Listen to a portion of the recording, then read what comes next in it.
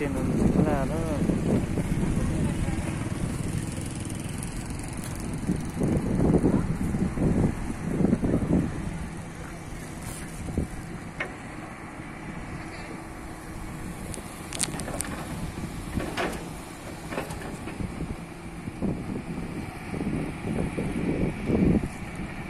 hết cả xe.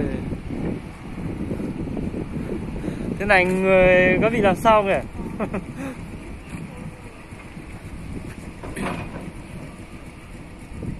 Về vai.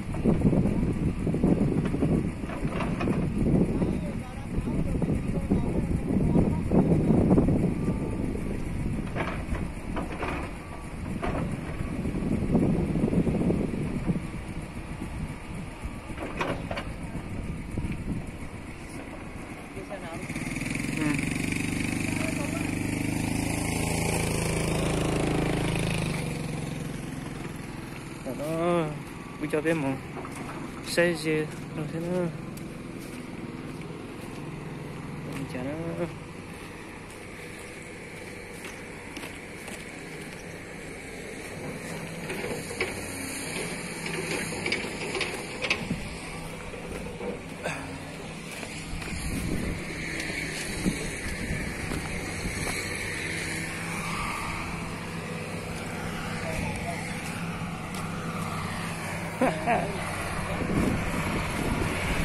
đây nhá, làm bạn anh đang đánh con chào mọi người đi giải cứu xe này nhá.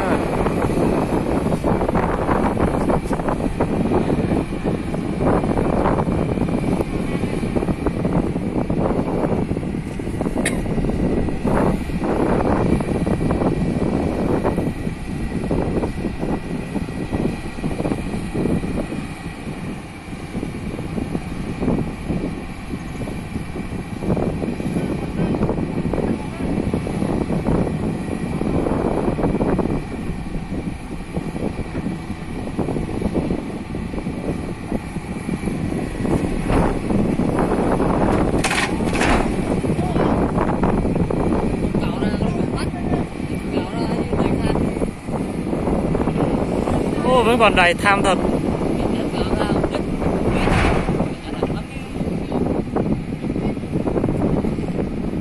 Bảo cho một con máy xuống dưới này cào đấy đó.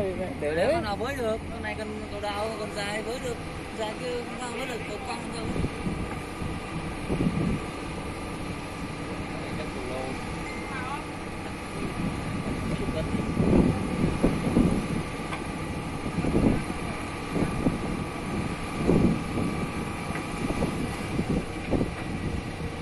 Được đâu, con này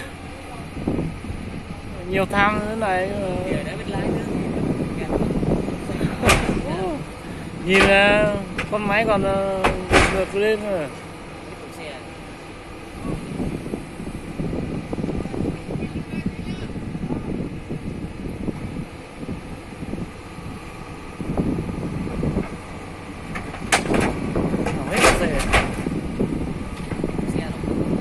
Xe rồi. Mạnh như vậy.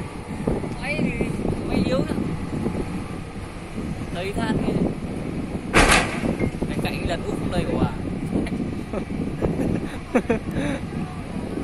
Tình tại đi không đầy của à.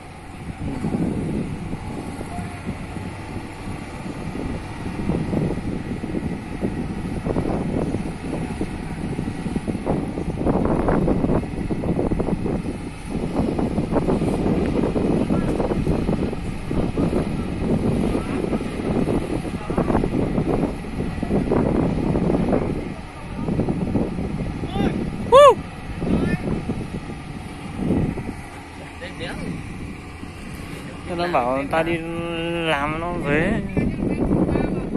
Hả? Em ơi.